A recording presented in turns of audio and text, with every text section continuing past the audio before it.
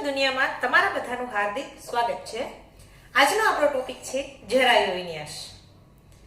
મેં પ્રીવિયસ લેક્ચરની અંદર તમને આપણે પુકેસર ચક્ર અને સ્ત્રીકેસર ચક્ર વિશેની માહિતી લીધી। પુકેસર ચક્ર જે છે નર પ્રજનન ચક્ર તરીકે ઓળખાતું હતું, સ્ત્રીકેસર ચક્ર જે છે એને આપણે માદા પ્રજનન ચક્ર તરીકે ઓળખતું। ત્યારબાદ મેં તમને વજ્ર ચક્ર અને દલ ચક્ર જે સહાયક ચક્રો વિશેની માહિતી લીધી હતી। સહાયક ચક્રોની માહિતી લીધા બાદ મેં તમને કલિકાંતર વિન્યાસ વિશેની માહિતી આપી હતી કે પુષ્પ તેનું કલિકાવસ્થામાં કઈ રીતના આ જે બહિર્ભૂત ભેદ જે છે એની ગોઠવણીને આપણે કલિકાંતર વિન્યાસ કીધું હતું। તો આજે આપણે જરાયુ વિન્યાસ વિશેની માહિતી લેવાની છે। તો સૌપ્રથમ તો જરાયુ વિન્યાસ એટલે શું? તો મેં તમને પ્રીવિયસ લેક્ચરની અંદર આપણે સ્ત્રીકેસર ચક્ર વિશેની માહિતી લીધી। તો સ્ત્રીકેસર ચક્રના આપણે 3 ભાગો મેં તમને સમજાવ્યા હતા। સૌથી ઉપરનો પરાગરજ માટેનું જે ગ્રાહી અંગ હતું એને આપણે પરાગાસન તરીકે ઓળખવું।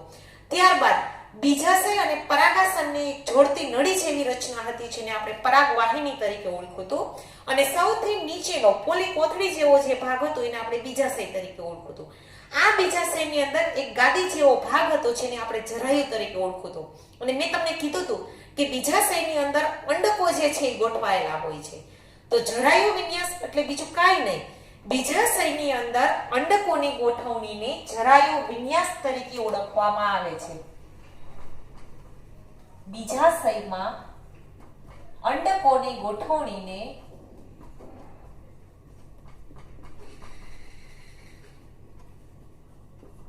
જરાયુ વિન્યાસ તરીકે ઓળખવામાં આવે છે। આ જરાયુ વિન્યાસ જે છે એના જુદા જુદા 5 પ્રકાર હોય છે। પહેલો પ્રકાર જે છે એને નામ આપ્યું છે ધારાવર્તી, બીજો છે અક્ષવર્તી। આ એના અલગ અલગ પ્રકાર છે। આપણે આ બધા જ પ્રકારો જે છે એ ફિગર સહિત અને ડેફિનેશન સહિત આપણે બધા જ ભાગો જે છે એ સમજાવવાના છે। પહેલો છે ધારાવર્તી, બીજો અક્ષવર્તી, ત્રીજો ચર્મવર્તી, અક્ષવર્તી, ત્યારબાદ ચર્મવર્તી, મુક્ત કેન્દ્રસ્થ અને તલસ્થ। અક્ષવર્તી, ત્યારબાદ ચર્મવર્તી, ચોથો છે મુક્ત કેન્દ્રસ્થ અને પાંચમો પ્રકાર છે તલસ્થ। રેડી? આ જરાયુ વિન્યાસના 5 પ્રકારો થયા। પહેલા આપણે એની ડેફિનેશન, બીજાશયમાં અંડકોની ગોઠવણીને, અંડકો ક્યાં ગોઠવાયેલા હોય છે? તો કે બીજાશયમાં। જરાયુ વિન્યાસના કેટલા પ્રકાર છે? તો કે 5 પ્રકાર છે, ધારાવર્તી, અક્ષવર્તી, ચર્મવર્તી, મુક્ત કેન્દ્રસ્થ અને તલસ્થ। હવે આપણે પાંચે જે પ્રકાર છે એ પાંચે પ્રકારની આપણે ડેફિનેશન લેવાની છે। એના માટે સૌપ્રથમ હું જે પાંચે પ્રકાર છે એના હું તમને ફિગર જે છે એ ડ્રો કરી દઉં જેથી કરીને તમને આ પાંચે વસ્તુ છે એના ઉદાહરણ પણ યાદ રાખવાના છે, ડેફિનેશન પણ યાદ રાખવાની છે અને એના ફિગર પણ યાદ રાખવાની છે। તો પહેલા હું તમને ધારાવર્તી પ્રકારનો જે જરાયુ વિન્યાસ છે એ કેમાં જોવા મળે છે? તો કે ધારાવર્તી પ્રકારનો જરાયુ વિન્યાસ જે છે એ વટાણા અને વાલમાં જોવા મળે છે। અક્ષવર્તી પ્રકારનો જરાયુ વિન્યાસ જે છે એ જાસૂદ અને ટમેટામાં જોવા મળે છે। ચર્મવર્તી પ્રકારનો જે જરાયુ વિન્યાસ છે આ જરાયુ વિન્યાસ રાઈ અને દારૂડીમાં જોવા મળે છે। રાઈ અને દારૂડી। ત્યારબાદ મુક્ત કેન્દ્રસ્થ પ્રકારનો જે જરાયુ વિન્યાસ છે એ ડાયન્થસ અને પ્રિમરોઝમાં જોવા મળે છે। ડાયન્થસ અને પ્રિમરોઝ। ત્યારબાદ તલસ્થ પ્રકારનો જે જરાયુ વિન્યાસ છે એના એક્ઝામ્પલની અંદર સૂર્યમુખી અને ગલગોટા, સૂર્યમુખી અને ગલગોટા। તમે માર્ક કર્યું હશે તો આ ચેપ્ટરની અંદર વનસ્પતિના એક્ઝામ્પલ જે છે ખાસ છે, કારણ કે આ એમસીક્યુ પ્રકારના જે ક્વેશ્ચન છે આ બધા જ ક્વેશ્ચન આ રીતના આમાંથી પૂછાતા હોય છે।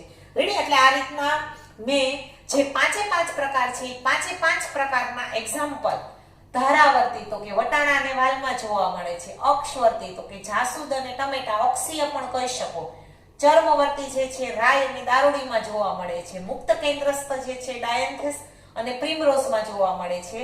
અને તલસ્થ પ્રકારનો જરાયુ વિન્યાસ જે છે એ સૂર્યમુખી અને ગલગોટામાં જોવા મળે છે. હવે આ જે પાંચે પ્રકારના જરાયુ વિન્યાસ છે બીજાશયની અંદર કઈ રીતના ગોઠવાયેલો છે એનો ફિગર જે છે એ તમને ડ્રો કરીને બતાવું છું. તો પહેલો જે છે ધારાવર્તી, હું હવે નામ નથી લખતી, first number, second number, third number એ રીતના આપી દઉં છું. તો આ પહેલા પ્રકારનો જરાયુ વિન્યાસ જે છે એ આ રીતના વાલ અને જે વટાણા હોય છે એ આ રીતના એની જે અક્ષીય ધાર જે હોય છે આ અક્ષીય ધાર પરથી એની જે અંદરની દિવાલ છે એની વક્ષ આ રીતના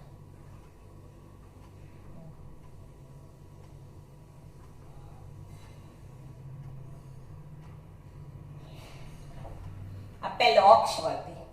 હવે બીજો હું ડ્રો કરું છું. પાંચે પાંચના ફિગર જે છે એ ખાસ મહત્વના છે. આમાં જો કોટર જે છે એ બહુ કોટરીય હોય છે અને એના અક્ષ પર જે અંડકો જે છે એ ગોઠવાયેલા હોય છે. રેડી? એટલે આ રીતના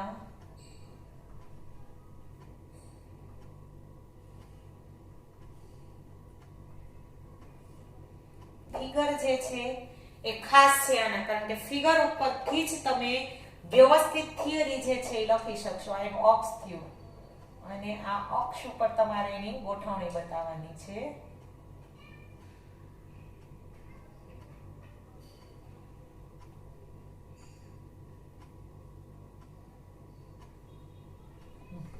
આ રીતના રેડી? એના અક્ષ ઉપર આ જે ગોઠવણી જે છે એ તમારે બતાવવાની છે. અહીં આ રીતના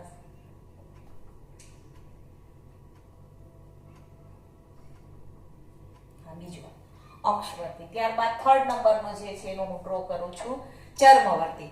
ચર્મવર્તી પ્રકારનો જે જરાયુ વિન્યાસ છે એમાં આ રીતના એક કોટરીય રચના હોય છે અને આ એક કોટરીય જે રચનાઓ છે એનો જે પરિઘવર્તી જે ભાગ છે આ પરિઘવર્તી ભાગ ઉપરથી અંડકો જે છે એ ગોઠવાયેલા હોય છે. આ એનો પરિઘવર્તી ભાગ.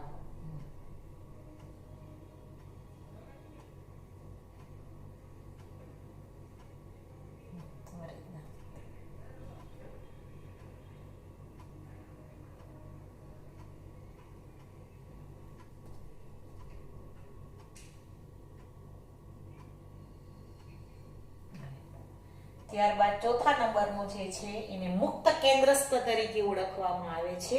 આ પણ એક કોટરીય બીજાશયની અંદર આ રચના જોવા મળે છે.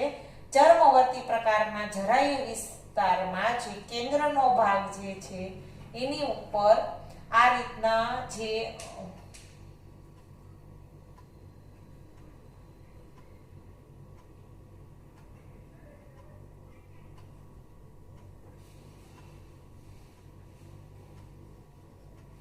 આ રીતના ગોઠવાયેલા હોય છે કેન્દ્રના ભાગમાંથી, અને બીજાશય જે છે એ પડદાવિહીન હોય છે. ત્યારબાદ જે પાંચમો પ્રકાર છે એને આપણે તલસ્થ તરીકે ઓળખવામાં આવે છે. અને આ તલસ્થ પ્રકારના જરાયુ વિસ્તારમાં તલ ભાગમાંથી જે અંડકો છે એની તલ ભાગમાંથી તમારે ગોઠવણી જે છે એની બતાવવાની છે.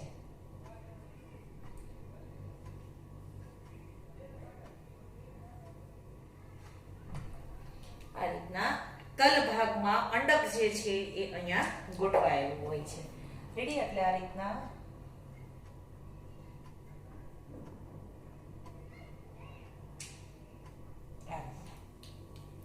રેડી? આ જરાયુ વિન્યાસના પાંચે પ્રકારના નામ કઈ વનસ્પતિમાં જોવા મળે છે એ, અને આ એના મેં ફિગર ડ્રો કરી દીધા. હવે આપણે આ જે પાંચે પ્રકાર છે એ પાંચે પ્રકારની ડેફિનેશન જે છે એ આપણે ક્લિયર કરવાની છે. તો પહેલા જે છે ધારા પ્રકારનો જરાયુ વિન્યાસ કોને કહેવામાં આવે છે? તો કે આ પ્રકારના જરાયુ વિન્યાસમાં બીજાશય નહીં, બીજાશયમાં વક્ષ સેવનીય જરાયુ નિર્માણ પામે છે. કઈ સેવનીય? વક્ષ સેવનીય. સેવની એટલે શું તમને કહું. વક્ષ સેવનીય અંડકો વિકાસ પામે છે. વક્ષ સેવની, સેવની એટલે આધાર, આપને ખબર જ છે કે વટાણા છે તમે આમ ખોલશો એટલે એક ધારેથી એનું જે વક્ષ ભાગ હોય છે એ વક્ષ ભાગેથી આ રીતના જે દિવાલ જે હોય છે એ દિવાલે અંડકો જે છે એ ગોઠવાયેલા હોય છે. આ ધાર પર બે હરોળમાં તમને ખબર હોય તો અંદર બંને આમ ખુલશે એટલે આમ બે ભાગ ખુલશે તો બંને ભાગ ઉપર બંને હરોળ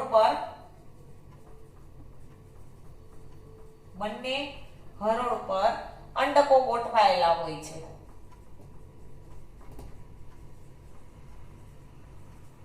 એટલે પેલા ડેફિનેશન લખવાની, પછી આ એનો વક્ષ સેવ નીચે છે ડ્રો કરવાની, એની ઉપર આ રીતના ગોઠવણી બતાવવાની અને એના ઉદાહરણ આપી દેવાના કે વટાણા અને વાલની અંદર ધારાવર્તી પ્રકારનો જરાયુ વિન્યાસ જોવા મળે છે. ત્યારબાદ છે અક્ષવર્તી પ્રકારનો જરાયુ વિન્યાસ. તો કે આ પ્રકારના જરાયુ વિન્યાસમાં અંડકો રેડી જરાયુ સાથે બહુકોટરીય બીજાશયમાં જોડાયેલા હોય છે. શું અહીંયા જરાયુ કેવું હોય છે? અક્ષીય હોય છે. અહીંયા જરાયુ અક્ષીય હોય છે અને બીજાશય જે છે એ બહુકોટરીય હોય છે. બહુકોટરીય અને એના અક્ષ ભાગ પર અંગઠો ગોઠવાયેલા હોય છે. અક્ષ ભાગે અંડકો ગોઠવાયેલા હોય છે. આ છે જરાયુ વિન્યાસ, સોરી આ સેકન્ડ નંબરનો. આ જરાયુ વિન્યાસ બહુકોટરીય. જો આ ત્રિકોટરીય છે 1 2 3. હવે આનો અક્ષનો જે ભાગ છે આ અક્ષના ભાગ ઉપર જો અંડકો ગોઠવાયેલા છે. ઘરે તમારે ટમેટું પડેલું હોય તો તે ટમેટું જે છે ને બે ભાગ કરજો તો તમને એ ભાગની અંદર વચ્ચે એક આ રીતના જાડો આ અક્ષ હશે અને આ બધી સાઈડ અહીંયા એના બીજ, કારણ કે અંડકો જે છે એ બીજની અંદર કન્વર્ટ થઈ જશે અને બીજાશય જે છે એ ફળની અંદર કન્વર્ટ થઈ જશે. રેડી? બીજ એટલે બીજું કાંઈ નહીં, અંડકો જે છે એ પરિપક્વ થશે એટલે અંડક જે છે એ બીજની અંદર કન્વર્ટ થઈ જશે. એટલે ટમેટાની અંદર તમે જોવો છો, જો એનું ઉદાહરણની અંદર જાસૂદ અને ટમેટા છે. રેડી? એટલે ટમેટાની અંદર એના અક્ષના ભાગ ઉપર બે ભાગ કરજો ટમેટાના, તમે આમ ઊભું ટમેટું રાખીને એના અક્ષ ઉપર તમને જે અંડકો યાની કે બીજ જે છે એ તમને જોવા મળશે. આવી ગોઠવણી હશે એમાં. એ દ્વિકોટરીય છે, સોરી ચતુષ્કોટરીય હોય છે. આ ત્રિકોટરીય રચના છે. ત્યારબાદ ચર્મવર્તી પ્રકારનો જરાયુ વિન્યાસ. તો કે આ પ્રકારના જરાયુ વિન્યાસમાં અંડકો બીજાશયની અંદરની દિવાલમાં અંડકો પરિઘવર્તી ભાગમાંથી ઉદ્ભવશે. ક્યાંથી? પરિઘવર્તી ભાગમાંથી. ધારો કે આ બીજાશય એક કોટરીય અંડક છે જે આ પરિઘવર્તી ભાગમાંથી ઉદ્ભવ્યા. રેડી? એટલે આ રીતના અંડકો જે છે એ પરિઘવર્તી ભાગમાંથી ઉદ્ભવ પામે છે. ત્યારબાદ ચોથો પ્રકાર છે મુક્ત કેન્દ્રસ્થ. તો કે આ પ્રકારના જરાયુ વિન્યાસમાં અંડકો કેન્દ્રની ધરી પર ઉદ્ભવે છે અને અહીંયા પડદા ગેરહાજર હોય છે. જો આ ધરી ઉપર ઉદ્ભવ્યા અંડકો ધરી પર ઉદ્ભવશે, ધરી પર ઉદ્ભવશે અને બીજાશય પડદા વિહીન હોય છે.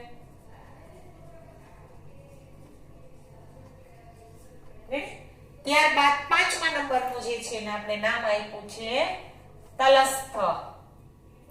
તો કે તલસ્થ પ્રકારના જરાયુ વિન્યાસમાં બીજાશયના તલ ભાગેથી જરાયુ વિકાસ પામે છે. રેડી? અહીંયા અંડક કેવું હોય છે? એક જ અંડક હોય છે. અહીંયા અંડકની સંખ્યા એક જ હોય છે. જરાયુ તલ ભાગેથી ઉદ્ભવશે. જરાયુ ક્યાંથી ઉદ્ભવશે? તલ ભાગેથી. જો આ તળિયામાંથી જરાયુ ઉત્પન્ન થયા છે અને અંડકની સંખ્યા અહીંયા કેટલી હોય છે? એક જ હોય છે. આ એક જ. એટલે આ રીતના પાંચેય જરાયુ વિન્યાસમાં તમને ફિગર ઉપરથી લઈ શકશો. જો અહીંયા વક્ષશેવની મસ્ત છે, આ વક્ષશેવની અંડકો વિકાસ પામે છે. બંને હરોળ પર અંડકો હોય છે એટલે તમે ખોલશો એટલે બે સાઈડ તમને બીજ દેખાશે. બીજા પ્રકારમાં કેવા હોય છે? જરાયુ કેવો હોય છે? અક્ષીય હોય છે અને બીજાશય કેવો હોય છે? બહુકોટરીય હોય છે. ત્રીજો પ્રકાર તો અંડકો જોવા પરિઘવર્તી ભાગમાંથી છે. ત્યારબાદ ચોથો નંબર તો અંડકો ધરી ઉપર ઉદ્ભવે છે, જોવારિયા છે અને બીજાશય કેવું હોય છે? પડદા વિહીન. એટલે જે મેન જે પાર્ટ છે એ બધા પાર્ટ વિશે મેં તમને અંડરલાઈન કરી આપી છે. રેડી? એટલે આ રીતના જરાયુ વિન્યાસ જે છે એ 4 થી 5 માર્ક્સનો ક્વેશ્ચન છે. એના માટે પહેલા તમારે જરાયુ વિન્યાસની ડેફિનેશન આપવાની રહેશે. ત્યારબાદ જરાયુ વિન્યાસના 5 પ્રકારોના નામ લખવાના રહેશે. આ 5 પ્રકારની આકૃતિ જે છે ડ્રો કરવાની છે અને એની ડેફિનેશન તમારે આપવાની રહેશે. રેડી? આ જે છે એનો સ્ક્રીનશોટ, લોકેશન થોડું અલગ છે એટલે તમને કદાચ અક્ષર પણ નહીં દેખાતા હોય, પણ આપણે 1-2 દિવસ માટે આ સેટલમેન્ટ કાલે પણ આપણે વાત થઈ હતી એ કરવાનું છે. તમારે ટેક્સ્ટ બુકની અંદર તમને ફિગર સહિત કમ્પ્લીટ આપેલું જ છે, છતાં પણ તમે આનો સ્ક્રીનશોટ લઈ લ્યો અને પછી તમે એનો હોમવર્ક ને છે કે કરવાનું છે કરી લેજો. Thank you.